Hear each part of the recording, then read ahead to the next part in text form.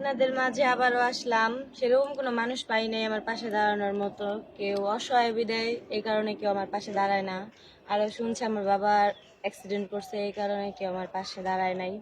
আমি এরকম একজন মানুষ চাই যাতে তার মন অনেক ভালো হবে, সে আমার পাশে থাকবে। একজন বড় ভাই না, স্বামী হিসাবে সে আমার পাশে দাঁড়ানোর চেষ্টা করবে, ছায়া হিসাবে সারা জীবন থাকবে। আমি এরকম একজন মানুষ চাই যাতে লাল শাড়ি পরে তার বাড়িতে আমি ঢুকতে চাই, আবার সেই বাড়ি থেকে আমি সাদা কাপড় পরে বাড়িতে চাই। আসসালামু আলাইকুম সুপ্রিয় দর্শক, আপনাদের ভালোবাসা আসলাম এক অসহায় মেয়ের কাছে আমরা শুনবো তার জীবন কাহিনী। আসসালামু আলাইকুম।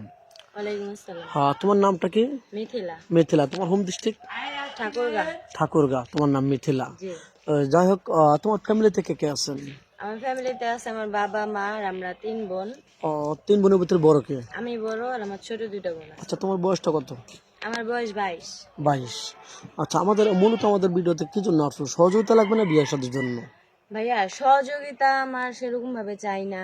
যদি কোনো ভাইয়া আগায় আসে তাহলে এটা কোনো সমস্যা না, আমি নিব। কিন্তু আমি এরকম একজন মানুষ চাই যাতে সে আমার পাশে থাকবে সারা জীবনের জন্য। আচ্ছা, আমার হাতে হাত রেখে সারা জীবনের জন্য বলবে যে আমি সারা জীবনের জন্য তোমার পাশে থাকতে চাই, মৃত্যুর আগ পর্যন্ত আমি তোমার হাত ছাড়তে চাই না। এরকম একটা মানুষ চান না? তো যাই হোক, অনেক প্রবাসী ভাই আছে আমাদের ভিডিও দেখে। আমাদের প্রবাসী ভাই ভিডিও অনেক বেশি দেখে। অনেক প্রবাসী ভাই আছে, তারা ওই একটা বাচ্চা ছুঁয়ে তাকে কষ্ট দিয়ে টাকা পয়সা হাতে নিয়ে চলে গেছে। এরকম ম্যান হলে কি আপনার চলবে?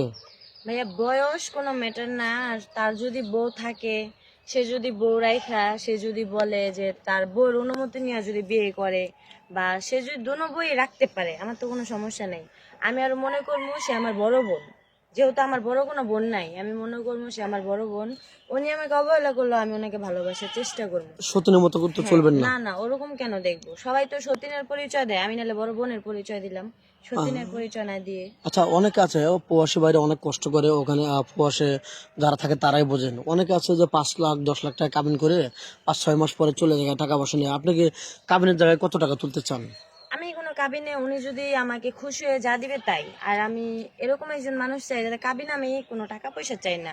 কাবিনে সেই রেজিস্ট্রি পেপারে যাতে তার নামটাই লেখা থাকে, আমি লিখতে চাই যাতে সারাসারির পর আমি তাকেই পাই। দোয়া করি, আমি কখনো আশা করি কখনো আল্লাহ পাকে ওরকম কোনো দিক আমাকে নিয়ে যাবে না যে তার সাথে আমার সারাসারি হবে। মানে দুই কথা হোক, এটা আপনি হ্যাঁ, চান না? আপনি তো না। মুসলমান না? হ্যাঁ, নামাজ আমি কালাম তো পড়া হয়। ইনশাল্লাহ আমি ঝগড়াঝাটি পছন্দ করি না, বা আমি চেষ্টা করব। সে তারা প্রবাসে থাকে, তাদের ভালোবাসার অনেক অভাব। ওনারা কি সবাই টাকা খোঁজে, কিন্তু আমি টাকা না, আমি ভালোবাসা চাই। আমি ভালোবাসার চেষ্টা করবো, ওনারা যে দিক থেকে সুখে থাকবে আমি ওইটা করার চেষ্টা করবো। আমি অবহেলা করতে চাই না, আমি চাই না কেউ আমার সাথে 2 নম্বরই করুক, অবহেলা পাত্র আমাকে দেখুক। আমি গরিব বলে গরিব হতে পারি, কিন্তু আমাদের আত্মসম্মান আছে। অনেক ভাইয়েরা আছে যে মেয়েদেরকেও, আমাদের মতন অসহায় মেয়েদেরকে ঠকায়, কিন্তু আমি ওরকম কোনো মানুষ চাই না। আমি একজন ভালো মনের মানুষ চাই, বা আমিও তার সাথে ভালো বিহেভ করবো, ভালোবাসা দিব। আমার সাধ্যের মধ্যে যতটুকু ভালোবাসা সম্ভব আমি দেওয়ার চেষ্টা করবো। আচ্া, আপনার কি ফোন আছে? না ভাই, এখন নাই। আচ্ছা, মেয়েটার কোনো ফোনে কারো জীবন গল্প 2-4-5 মিনিটের মধ্যে শেষ করা যায় না? যাক, ইউটিউব চ্যানেল কর্তৃপক্ষ নাম্বার দেওয়া থাকবে, ইমো হোয়াটসঅ্যাপ থাকবে। কেউ ভিডিও কল দেবেন না, ভিডিও কল দিলে ব্লক করতে বাধ্য হবো। ভালো থাকবেন, সুস্থ থাকবেন, আর মেয়েটার জন্য দোয়া করবেন। আল্লাহ হাফেজ।